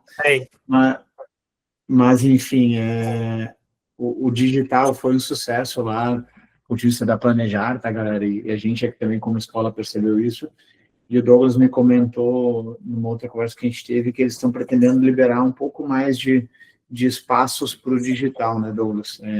Não é uma garantia, mas é um desejo, né, para 2026 já, de ter ali talvez uma turma inteira nas maiores cidades, alguma coisa nessa linha, né? Isso está sendo um desafio para a gente. A gente tem entendimento lá que o híbrido não é o ideal, né? Esse ano, a gente liberou algumas vagas digital, até para a gente testar o fornecedor, testar também um pouco como seria essa logística, então era bastante controlado, né? Em poucas cidades, em algumas poucas aplicações que a gente fez também, poucas vagas que tinha, e ano que vem a gente está conversando para avaliar se a gente amplia isso ou não, mas definitivamente o híbrido não é algo que a gente imagina fazendo para a prova, tá? O que a gente imagina é uma migração 100% para o digital, quando a gente, de fato, for para o digital. Então, justamente para ter uma experiência melhor para todo mundo e não ter nenhum tipo de diferença. O que a gente observou aplicando o digital, né, nas pessoas que fizeram digital esse ano, é que não há diferença, tá? Em termos de aprovação, em termos de desempenho nas questões. Então, assim, não é que quem faz digital se beneficia em relação a quem faz papel. mas a experiência ela é mais positiva na média. Tá? No digital, por exemplo, a gente tem mais recursos de acessibilidade, né? Então, é muito comum a gente receber solicitação de pessoas que precisam ter uma letra maior na prova, porque tem deficiência visual, enfim, uma série de outras, daltonismo, então tem questões de cores dos gráficos, precisam ser ajustadas, então no digital é mais fácil para a gente fazer esse tipo de adaptação do que no papel, então a experiência na média, para quem faz digital, ele é melhor, em termos de resultado e desempenho não há diferença. Boa. Douglas, tem 3 pessoas aqui, vou juntar tudo num bloco só, tem 3 pessoas aqui pedindo um pouco mais de detalhes sobre o módulo de psicologia, tá? Então, o Bruno está falando, pode falar um pouco mais de detalhe como será esse módulo de psicologia. Depois nós temos aqui o Elson perguntando, a parte de psicologia a gente vai estudar pelo livro. Aí ele depois pergunta sobre o livro do Nudge, se é esse que vai ser o foco de estudo do módulo de psicologia, ou seja, tem 3, 4 pessoas aqui pedindo detalhamento sobre o módulo de psicologia, referência bibliográfica, além das aulas aqui do curso. Se puder dar uma aprofundada nisso. Legal. Referências bibliográficas, pessoal, a gente pode até levantar, não tem nada oficial na Planejar, mas eu posso, junto com a equipe que me atende aí nessa parte de psicologia, levantar esse material e divulgar lá no site da Planejar. Não é um problema. A gente está sendo bastante cuidadoso com esse módulo, tá? Quando ele vem pós Job Analysis do FPSB, o tema psicologia ele vem com uma carga de subjetividade muito grande. Quando a gente fala de prova, quando a gente fala de curso, a subjetividade ela é até bem-vinda. Tem tudo, né, permite a discussão, permite a interação ali entre os alunos, etc. Então, ok. Mas quando a gente fala de prova, a subjetividade ela tende a ser ruim, né? Ela até cabe, mas ela é ruim porque a prova precisa ser o mais possível clara para todo mundo, precisa ter uma única resposta possível, né? Quando a gente fala de psicologia, muita coisa depende. Então, esse é um desafio para a gente também, na elaboração da prova. Então, a gente vai ser bastante conservador no início do ano que vem com relação a essa transição para a psicologia, para não deixar esse grau de subjetividade, porque as questões não são abertas, são múltipla escolha, então as questões terão que ter uma única alternativa correta. E, ao mesmo tempo, também tem que estar adequada à prática. A gente não quer, na Planejar, que ninguém fique decorando conceitos, nada de decoreba relacionado a isso. A gente quer que tenha um entendimento e uma interpretação de situações, problema, que surgirão ali, e com base naquilo você entenda, bom, quais aspectos comportamentais ou de interpretação relacionados àquilo que você foi exposto, né, principalmente uma situação com um cliente, que você precisa acessar os seus conhecimentos, que você estudou, as suas leituras, para poder encontrar uma resposta correta naquela questão. Né, com relação, por exemplo, o meu cliente chegou pedindo para eu aplicar aqui R$1.000 em renda fixa, eu tentei explicar para ele que não tinha que diversificar, etc., mas ele estava apegado naquilo. Bom, qual que seria a melhor abordagem para o planejador nesse sentido? Fazer o quê? Como que ele poderia entender o cliente dele? Nesse sentido, de uma forma mais objetiva, sem muita carga de subjetividade. Então, as informações precisam estar bem claras para vocês nos enunciados, e a gente está trabalhando muito para isso. Quando eu falo que a gente vai ser mais conservador, é que a gente vai tentar aproveitar bastante também o repertório que vocês já têm de histórico de finanças comportamentais. Então, a gente vai fazer essa mudança essa transição para ter psicologia na prova de uma forma bastante tranquila também, até para a gente poder não surgir com algo totalmente novo no exame de 26, no primeiro exame de 26, com muita subjetividade, com muito diferente do que vocês já estão acostumados com a prova. Então, a gente está trabalhando bastante lá na equipe, fazendo testes, fazendo alguns esboços, inclusive, de questões, justamente para a gente poder avaliar como a gente consegue trazer o tema de psicologia de forma prática, ou seja, sem decoreba, sem muita teorização, mas, ao mesmo tempo, que não fique com uma carga de subjetividade que uma questão não pode ter, ou não deve ter, né? Justamente porque precisa ter uma única alternativa correta. Então, é nesse sentido que a psicologia vem, e aí a gente vai se alimentar muito de finanças comportamentais. É muito do que a gente já trabalha na prova hoje, né, com os cases, com os casos, etc., para poder alimentar esse módulo de psicologia também. Excelente, Douglas. E respondendo ali, o Weston perguntou do livro Nudge, né? Só para deixar claro, o livro Nudge foi uma recomendação minha de leitura, na última live que eu estive com eles, né, Douglas, porque a gente está nessa fase aí de entender a questão do livro, da tradução e tal, tudo aquilo que a gente vem conversando, né, Douglas? E aí, o que eu falei para eles? Galera, a gente não tem ainda exatamente o conteúdo, e até essa semana tu nos comentou algumas coisas adicionais, legal, mas, enquanto isso, sugiro uma leitura leve, uma leitura de um Nobel de Economia, que é o Richard Thaler, que certamente vai ajudá-los a entender o que é a psicologia do planejamento financeiro, que é um dos livros best-seller de finanças que mal não vai fazer com toda certeza, e eu, como fã do livro e do Thaler, eu digo, vai ajudá-los a compreender, inclusive, o que vem no módulo 8. Então, fica assim como sugestão de leitura, mas não é, Weston, que vá ter na questão 1 do módulo de psicologia financeira, vai estar perguntando o que é o nudge, tá? Mas é um dos conceitos que eu, como professor, garanto a vocês. Vai ajudá-los a entender o que vem pela frente em psicologia do planejamento financeiro. É isso, Germano. A questão, né? O Thaler, obviamente, é um dos grandes referências e com certeza é utilizado muito também pelos especialistas na questão, porque ele construiu boa parte dessa teoria. Então, obviamente, quem lê o Thaler, obviamente, ajuda muito também no entendimento geral do tema relacionado à psicologia.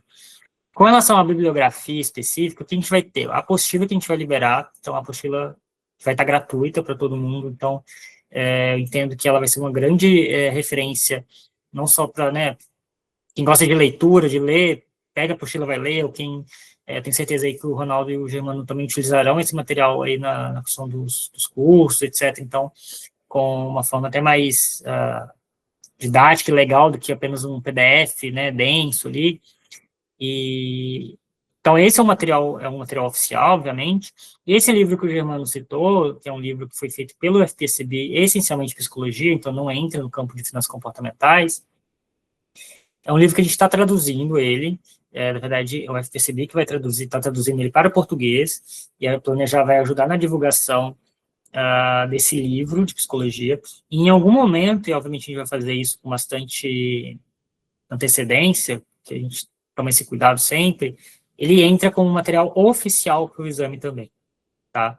Então, a partir do momento que a gente tiver o livro em português, porque eu não quero obrigar ninguém a ter que adquirir e ler o livro, uma bibliografia que tem, novamente, né, um grau de subjetividade grande em inglês, para poder responder a prova. Então, a gente vai esperar o livro terminar a tradução, estar disponível para todo mundo, e aí sim a gente vai adicioná-lo como bibliografia oficial do exame, tá? Mas, obviamente, quem já começou a ler o livro, isso vai ajudar muito na formação total, mas ele ainda não entrou como bibliografia oficial do exame justamente por conta dessa escolha que a gente fez de não penalizar ninguém por conta de não existir a tradução ainda. Excelente, Douglas. Obrigado pela clareza aí, cara. O Bruno tinha feito uma pergunta no chat, mas tá com a mãozinha levantada, então bora lá. Douglas, a gente pode, cara, mais 10 minutos liberar 21h30, pode ser? Vamos, sem problema. Obrigado, viu? Obrigado pelo teu tempo, pela clareza das respostas aqui, cara. Galera, fazendo assim com a cabeça, tá concordando, tá muito bom mesmo. Fala, Bruno. Boa noite, Douglas. De fato, está sendo muito esclarecedor aqui a live. Obrigado mesmo. Eu vou fazer a pergunta que eu tinha colocado no chat, né? E aí adicionar uma outra aqui, é mais por curiosidade mesmo. Primeira pergunta é, o que está levando a planejar fazer essas mudanças agora para o próximo ano? Se é se está indo também, né? Ou seja, se está indo em linha ou se está indo em conjunto ali com o que a Ambima está fazendo também com as próprias certificações. Então, entender um pouco mais do porquê, né, dessas mudanças agora para o próximo ano, de colocar o tema de psicologia. Acredito que deve ter respondido, mas talvez eu tenha me perdido um pouco na linha do raciocínio. E uma pergunta um pouco mais de curiosidade, na questão de tempo de prova. Como que vocês fazem essa métrica, vamos dizer assim, para chegar no tempo de prova ideal, que vocês consideram como ideal, vamos dizer assim? Que às vezes, para nós como alunos e como para quem lá está fazendo, né, talvez é o nosso grande calcanhar de Aquiles, né? De entender essa questão do tempo de prova e às vezes fala assim, puxa, podia ter um pouquinho mais, ou às vezes entender como que a gente pode ser assertivo nessa questão das resoluções em relação ao tempo. Legal. Vamos lá. Com relação a como que a gente chega, né, no que a gente, essas mudanças, por que a gente decidiu mudar. Foi coincidência com relação ao Ambima, tá? Então, já adiantando isso. A Ambima decidiu que... não foi nem a Ambima, foi o mercado de capitais, mercado de instituições do mercado de capitais, mercado financeiro, entendeu que as certificações da Ambima, que foram criadas lá em 2000, em década de anos 2005, 2004, elas foram criadas na época com base numa realidade de mercado totalmente diferente do que a gente tem hoje, né? A gente pega aí 2005, 2006, era outra realidade de mercado. A gente não tinha toda essa complexidade que a gente tem hoje, por exemplo, era um mercado mais concentrado também, etc. E o próprio mercado, as próprias instituições entenderam que as certificações que existem atualmente, CPA10, 20 CEA, elas não atendem à nova realidade, à nova configuração do mercado. Então, lá em 2021, eu ainda estava na Ambima, foi feito um job analysis, em que entrevistou todo mundo no mercado, né, todos os gestores e também profissionais de distribuição, para entender o que eles faziam necessariamente, para depois ser feita uma comparação, tá? Então, está sendo feito isso aqui no mercado versus está certificando isso. Então, o que precisaria mudar para poder a certificação estar mais adequada para a realidade de mercado? E aí surgiu as 3 novas certificações que vocês estão vendo, né? CPA, CPRO-R e CPRO-I. No caso da Planejar, esse job analysis é feito de forma global e tem um ciclo específico, né? Não é que o mercado bateu na porta e falou, putz, precisa mudar aqui, porque já tem muito tempo, não está fazendo sentido essa certificação com a realidade de mercado. Esse ciclo é de 5 anos. Então, a cada ciclo de 5 anos, o FPCB lá em Denver, ele faz um job analysis globalmente. Então, vai lá no Canadá, vai nos Estados Unidos, vai no Japão, vai no Brasil, e pergunta, amigo, planejador financeiro, o que você faz? E aí, com base nessas respostas, eles reavaliam a certificação e fazem uma revisão da certificação, para adequar a certificação, os conteúdos, o processo dela, com essa realidade que eles verificaram. Que é justamente o momento que a gente está agora. Então, a Planejar recebeu esse material do FPSB e a gente trabalhou em cima dele para tropicalizar, vamos dizer assim, né, abrasileirar esse material para a realidade brasileira. Então, não é que a gente decidiu, vamos ter psicologia. Não, psicologia veio como um guideline, é obrigatório ter, né, porque esse foi um dos grandes resultados lá do material que eles fizeram. E a gente entendeu que, ok, é obrigatório ter psicologia, então vamos criar um módulo, isso foi feito ano passado, foi divulgado acho que esse ano, mas foi feito ano passado, um módulo de psicologia aplicado com contexto para os planejadores, como uma etapa para obtenção do exame. Então é isso, e é esse momento que a gente está agora, né? Então a gente, a partir do ano que vem, a gente começa já o processo de certificação dentro desse novo arcabouço, dentro desse novo guarda-chuva, que foi feito lá pelo pessoal dos Estados Unidos, pelo FPSB, que vai servir aí para todo mundo do Brasil. E aí com relação a outra dúvida que você tinha, desculpa. Em relação à questão do tempo de prova. Prova... Gente, tempo de prova é um negócio mais simples do que vocês imaginam, assim, não tem que a gente lá na Planejar fica assim, pensando, não, vamos dificultar para eles, porque 140 questões, qualquer lugar do mundo tem que ter 140 questões, e geralmente é 6 horas, tá? No mundo. Então, nos Estados Unidos é 6 horas, a gente dá de 7 aqui no Brasil. A gente pega 140 questões, divide por 7 horas, e aí, como a gente tem uns módulos, a gente pega o peso de cada módulo, o número de questões que cada módulo tem, e a gente faz essa conta. Basicamente, esse módulo tem 20 questões, eu preciso de quanto tempo para ser cumprido esse módulo. E alguns arredondamentos são feitos, etc. A gente combina isso com o nosso fornecedor de logística, de aplicação. Você vai precisar contratar 7 horas de centro de teste, e a divisão ficou assim por conta dos pesos que existem de cada módulo.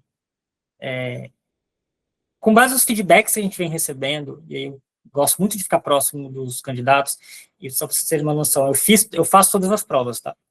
Também, eu vou lá domingo, saio da minha casa, vou lá, inclusive esse ano eu fui para lugares diferentes, eu fui para Recife, fui para Curitiba, eu fui para o Rio, e eu fiz a prova, sem o fornecedor saber quem eu era, eu não sei nada, eu fiz a prova para passar pela mesma experiência que vocês passam. E com base nos feedbacks, nas conversas, nas experiências que eu tive fazendo, o staff da Planejar também, boa parte dele foi fazer a prova esse ano, eu entendi que em alguns módulos a gente não vai conseguir fazer mudanças grandes na questão de quantidade de texto, que é uma das grandes reclamações que vocês possuem, tá? Alguns módulos não tem como a gente reduzir mais o texto do que já é reduzido. Pela questão da característica do módulo, precisa ter um contexto ali para vocês, senão vai ficar uma coisa muito decoreba, tá? Eu estou falando aqui módulo sucessório, por exemplo, que é um módulo que a gente recebe muita reclamação, não é o único, mas é um dos que a gente mais recebe reclamação. E no caso desse módulo, o que a gente pode fazer? Ok, ele tem um módulo que tem X questões, é um módulo que tem mais texto, então o que a gente vai poder fazer no limite, que a gente está trabalhando para isso, não consigo confirmar nada ainda, vamos ter que penalizar algum outro módulo em que as questões sejam mais curtas, para poder beneficiar os módulos que as questões são mais longas. Tá? E talvez dar aí alguns minutos a mais para esses módulos em que os textos são maiores. É esse tipo de ajuste fino que a gente vai conseguir fazer dentro do escopo do que a gente tem, tá? É bem, assim, é mais simples do que parece. É uma conta básica que a gente faz de 140 questões, que é o que é obrigado a ter na prova, versus o tempo de prova, que no Brasil já é maior comparado a outros lugares, que é 7 horas. Douglas, deixa eu... Queria que você processe aqui para a turma um negócio que a gente conversou nas nossas reuniões, mas para pegar o entendimento de todo mundo, que é quando nós temos alteração de legislação, esse tipo de coisa. Então, o negócio foi publicado hoje de manhã, de tarde, já tem gente mandando mensagem falando, ó, tá desatualizado, tem que mudar aqui e tal. Explica para a turma como é que funciona essa questão de, olha, houve uma mudança na lei. Quando a Planejar vai começar a focar nesse assunto, vai cobrar mudança nova, ou, já que está confuso isso, a gente não vai cobrar esse assunto, a gente vai focar em outras coisas. Tenta dar uma visão para a turma desse assunto em específico. Gente, de regra, basilar é 6 meses. Mas vamos lá. Uns 6 meses depende. Vírgula depende. Por que vírgula depende? A gente não vai fazer, obviamente, a prova vai acontecer semana que vem, supondo. Se for publicado no Diário Oficial da União uma mudança na tributação de LCI e LCA. Eu não vou cobrar na prova da semana que vem, até porque a prova já vai estar pronta, a tributação de LCI e LCA. Nem se for no mês que vem, assim, não vai, não é assim que as coisas funcionam, porque as pessoas têm tempo para se preparar, até para se atualizarem com relação àquela regra. Então, a gente tem ali todo um preparativo também para poder fazer com relação a isso. Se for uma mudança muito grande, a tendência é que a gente dê os 6 meses, se espera, e a gente, obviamente, vai comunicar. A partir de tal exame, vai começar a valer aquela regra específica. Se for uma coisa muito simples, que tem impacto quase zero, às vezes uma questão da prova apenas, que pode ser que tenha impacto, talvez a gente não utilize aqueles 6 meses, a gente faça isso com mais brevidade. Por exemplo, e aí a gente vai, obviamente, avisar nas redes, avisar para as escolas, a gente tem contato com todas elas, então a gente vai chegar, vai mandar um e-mail lá para o Germano, para o Ronaldo, vai falar, Germano, Ronaldo, esse tema aqui já vai valer para o próximo exame, não deu 6 meses, mas ele é muito relevante, não é um impacto muito grande na prova, então vai estar valendo. E é isso que é assim que funciona, né? E aí, quando um impacto ele é muito grande, o que a gente costuma fazer? Sei lá, mudou reforma tributária, mudou um monte de coisa. A reforma tributária não é um bom, mas seja atual, não é um bom exemplo, vocês vão achar que eu estou falando exatamente o que vai acontecer, eu estou pegando apenas de exemplo. Sei lá, mudou alguma outra coisa, mudou toda a regra da Previdência. Eu vou dar uma sugestão, Douglas. O IOF do câmbio, cara, que foi uma confusão. voltou. Isso, IOF do câmbio, Previdência, enfim. Mudou toda a regra, entendimento, todo o mercado. Mudou 175 lá, por exemplo, que teve recentemente a regra de fundos. Foi uma confusão, teve um tempo ali para todo mundo entender o que estava mudando, como que ia ser a nova estrutura, etc. Eu não vou cobrar isso de um dia para a noite dos candidatos. Porém, eu também não vou cobrar algo desatualizado na prova.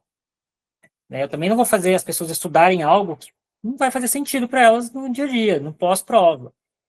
Então eu fico naquele limbo, eu não vou cobrar algo que acabou de ser lançado, acabou de aparecer, porque eu preciso dar tempo das pessoas estudarem, mas também não posso cobrar algo antigo que não faz nenhum sentido as pessoas estudarem algo que está ultrapassado, que já passou.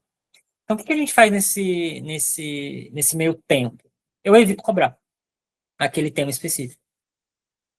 Eu evito colocar aquilo na prova, e a gente tem um programa detalhado com vários outros temas e temáticas, que eu posso colocar em substituição, justamente porque eu não vou fazer as pessoas estudarem um negócio que vai morrer ou já morreu, que não vai estar válido, e também não vou forçá-las a estudarem da noite para o dia algo que é novo, que muitas vezes até a gente, enquanto planejar, enquanto especialistas, ainda estamos entendendo o impacto das mudanças. Então, quando chega nessa situação, que é a situação que geralmente os candidatos ficam mais na dúvida, que a gente recebe muito telefonema, o que acontece é isso. A gente simplesmente fala, olha, a partir de certo momento vai começar a valer na prova, E aí, se o negócio que está atual vai morrer, a gente evita cobrar, porque eu não vou fazer as pessoas estudarem algo antigo, tá? É mais nesse sentido que a gente trabalha lá na Planejar. Excelente, excelente ponto, Ronaldo. E obrigado pela clareza da informação, Douglas. Meu caro, matamos todas as dúvidas do chat aqui. Só reforçar aqui com a Mayla e mais alguém que perguntou aqui em relação a conteúdo, tá, pessoal? Lá na plataforma a gente está com todos os módulos 1 a 7 já atualizados. Eu detectei hoje cedo, Ronaldo, por sinal fica lembrete para nós aí, detectei hoje cedo que teve um aluno que entrou na plataforma, porém ele entrou com os cookies, os dados de navegação antigos. Então, por algum motivo, ele estava puxando o curso antes da remodelação, tá? Então, se por acaso acontecer com vocês de puxar os 6 módulos, limpem os dados de navegação, limpem os cookies ali para que a plataforma possa atualizar vocês. Então, já estamos com o novo modelo, do módulo 1 quebrado em 2 e etc. Então, fiquem bastante à vontade de estudar do módulo 1 ao módulo 7, já está tudo lá atualizado, bonitinho. O módulo 8, especificamente, a gente está até entendendo por toda a questão da tradução do livro e tudo mais, para trazer para vocês o módulo 8 da maneira mais adequada possível. Então, provavelmente, fique mais algumas semanas aí sem o módulo 8 completo. Já tem toda a parte de heurística, a parte de crianças comportamentais, mas o módulo completo do 8, nas próximas semanas, a gente terá. E aí eu e o Ronaldo avisamos vocês pontualmente para que vocês possam continuar o exame, o estudo do módulo 8. Mas do 1 ao 7 estará disponível para vocês e nós, naturalmente, estamos aqui para acompanhar essa jornada. E mesmo que nós temos já de módulo 8, Germano, né, e turma, até pelo que o Douglas disse aqui, já é um bom conteúdo do que vai ter nesse primeiro momento de módulo 8, que é a parte de finanças comportamentais, né? Então, como é algo novo, como é um módulo que está sendo instalado, ainda está sendo definida qual bibliografia vai ser usada, tal, a gente vai ter uma certa concentração aí de finanças comportamentais. Então, o próprio módulo 8, pelo fato de ele não estar pronto, mas ele já tem um bom conteúdo lá para vocês estudarem, que é a parte de finanças comportamentais. Perfeito. E eu e o Ronaldo e o Lucas, a gente decidiu aí, como vocês estão um pouco longe do exame ainda e está tudo bem, a gente está trazendo toda quarta-feira conteúdos práticos, né? Então, hoje com o Douglas aqui falando do exame, na semana que vem teremos o Diego Kern, que é um profissional CFP também falando de perfis comportamentais e como isso entra na prova, e na outra semana, dia 17, a gente fecha aí dezembro com uma live com o Gabriel Porceles, que foi por muitos anos Life Planner da MetLife, então ele traz prática de seguro, ou seja, todas as quartas-feiras a gente trouxe já, né, ao longo de novembro, né, Ronaldo, e dezembro agora continuamos, temas práticos de CFP, porém aplicado na prática mesmo, no dia a dia com o cliente. Isso com certeza trará bagagem para que vocês estudem depois os conteúdos e tenham mais clareza, até porque a prova está sendo aplicada com cases. Meu amigo Douglas, muitíssimo obrigado, cara, pela tua agenda, pelo teu tempo. Acabei de ler uma notícia não muito boa aqui no chat, meu time está tomando 3-0. Acho que o Pix do Ronaldo não chegou lá na Vila Belmiro, o pessoal não respeitou meu time, sensacional. Então eu fico ainda mais convicto, já estava convicto, mas fico ainda mais convicto que eu tomei a decisão correta de estar aqui com vocês, meus queridos alunos, com o Douglas, com o Ronaldo, que foi muito melhor do que ficar vendo meu time tomar 3-0, pelo amor de Deus, né?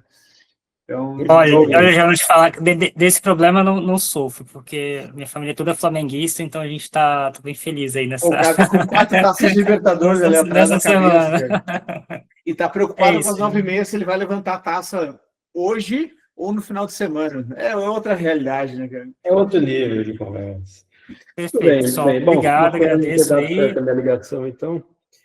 E não te ouviu, tá sem moral lá de São Paulo. Porque eu também vou ter que torcer pro próximo ano, que esse ano não deu nada para mim. Ronaldo, obrigado, meus queridos alunos, obrigado. Douglas, muito obrigado pela tua presença aqui. Meu amigo sabe que a gente tem uma relação muito bacana aí e tu trazer essa segurança, esse conforto para os nossos alunos me deixa muito feliz e, de verdade, obrigado a ti, a Rô, a Fabiola, a Ana, a todo o timaço da Planejar lá, que eu sei que tem o Baroni também, né? E todo mundo que trabalha lá na associação que eu não conheço ainda. Um abraço grande para ti, meu amigo. Um bom final de ano para ti e para tua família. Tudo se vá bem aí nessa jornada de final de ano e que 2026 seja um baita ano para nós, para os alunos, para o CFP e para essa marca tão querida que a gente tem carinho. De bola, pessoal. Planejar portas abertas para todo mundo, sempre precisarem. Convidadíssimo, Germano, Ronaldo, lá tomar um café com a gente. E sempre precisarem, planejar tá aí. Obrigado, Maravilha, gente. meus caras. Um abraço, boa noite aí, pessoal. Bons Obrigado, estudos. obrigado, pessoal. Um abraço, boa noite. Tchau, tchau. Fique com Deus.